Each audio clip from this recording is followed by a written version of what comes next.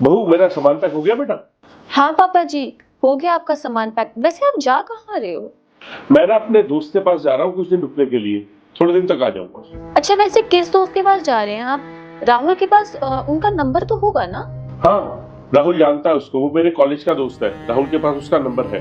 ठीक है पापा जी, आपका सामान पैक हो गया, आप लेके जा सकते हैं। ठीक है बेटा, मैं निकलता हूँ।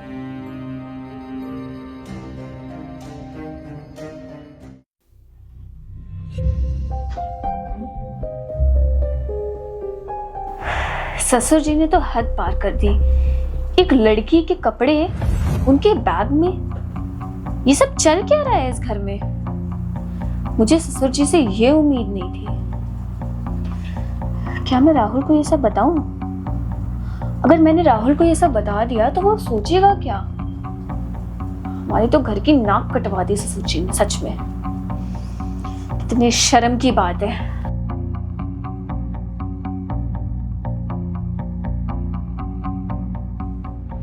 पता नहीं मैं राहुल को ये सब बताऊं कि नहीं।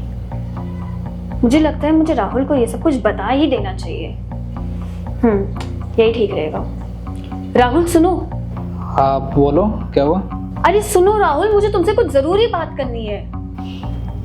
बताओ, क्या बात करनी है? राहुल, मुझे ससुर जी के बैग में से वो मिला। वो क्या? अरे वही। अरे वही क्या, बताओगी? अरे राहुल, मुझे ना उनके बैग से किसी लड़की के पर्सनल कपड़े मिले। क्या पागल हो गई हो क्या तुम? और ये कैसी बातें कर रही हो? शर्म आ रही है तुम्हें बोलते हुए? तुम पापा के ऊपर इल्जाम लगा रही हो। अरे राहुल, मैं सच बोल रही हूँ। जब आज मैं सुबह सुबह उनके कपड़े पैक कर रही थी ना, तो उनके सूटकेस से मुझे किसी लड़की के पर्सनल कपड़े मिले और ये सब देख के मैं हैरान हो गई। इस उम्र में पापा जी को ये सब शोभा नहीं देता है। तुम जल्दी से जल्दी राहुल कुछ करो, नहीं तो मैं ये घर छोड़ के चली जाऊंगी। मैं इस घर में एक पल नहीं रुकने वाली हूँ। ऐसा है? बकवास बंद करो अपनी। लिमिट से ज्यादा बोल रही हो तुम। और तुम ऐसे कैसे पापा के ऊपर इल्जाम लगा सकती हो? तुम वेट करो, जब पापा आ जाएंगे ना, मैं उनसे बात कर लूंगा, समझी? राहुल, तुम्हें ससुर जी से बात करनी ही होगी। उनके बैग में अभी ये मिला है और पता नहीं क्या क्या मिलेगा। देखो, मैं इस घर में इस तरह से नहीं रह सकती हूँ। पूरे समाज में हमारी नाक कट जाएगी। तुम्हें इस बारे में कुछ ना कुछ करना ही होगा। अब या तो उनसे बात करो या तो फिर मैं घर छोड़ के जा रही हूँ। देखो, तुम्हें घर छोड़ के जाने की कोई जरूरत नहीं है। और क्या पता मिसअंडरस्टैंडिंग हो गई हो, फिर भी उनको आने दो, मैं बात कर लूंगा। तुम जाओ, मैं आता हूँ अभी रूम में।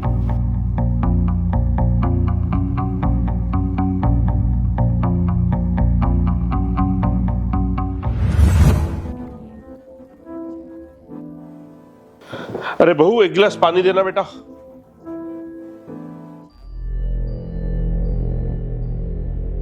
अरे बहू, कहाँ जा रही हो? कहीं नहीं ससुर जी, मैंने अब फैसला कर लिया है कि मैं इस घर में अब नहीं रहूंगी और इसलिए मैं यहाँ से जा रही हूँ। क्या? ऐसा क्या हुआ बहू जो तू घर छोड़ के जा रही है? आपको अच्छे से पता है कि आपने क्या किया है, और ये आपने जो भी किया है ना, ये बहुत शर्मिंदगी की बात है।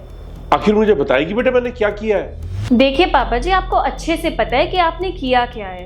आपकी समाज में बहुत इज्जत है और ये सब काम करके आप क्या साबित करना चाहते हैं? आप भी अच्छे से जानते हैं कि बड़ों से ही बच्चे सीखते हैं। क्या माहौल बन जाएगा इस घर का, आपने कभी सोचा है?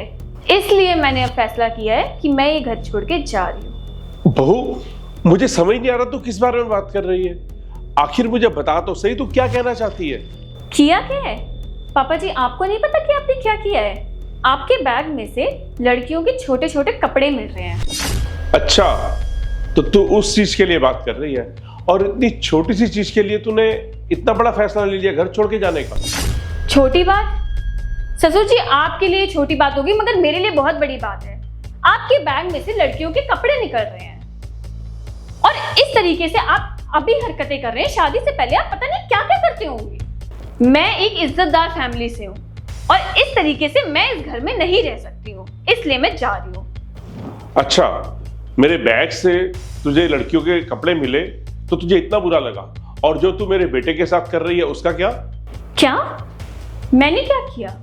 ससुर जी, आप अपनी गलती छुपाने के लिए मेरे ऊपर आरोप लगा रहे हैं। चुप कर, इतनी भी भोली मत बन। उस दिन तू जब अपने आशिक से बात कर रही थी ना, तब मैंने सब कुछ सुन लिया था। Hello baby. हाँ ससुर जी ना अभी कुछ दिनों के लिए बाहर जा रहे हैं और मेरे हस्बैंड भी बाहर ही रहते हैं ऑफिस के काम से। मैं तुमसे मिलने ज़रूर आऊँगी। हाँ मैं बिल्कुल आऊँगी तुमसे मिलने, बट अभी तुम फ़ोन रखो, शायद कोई आ ना जाए। हाँ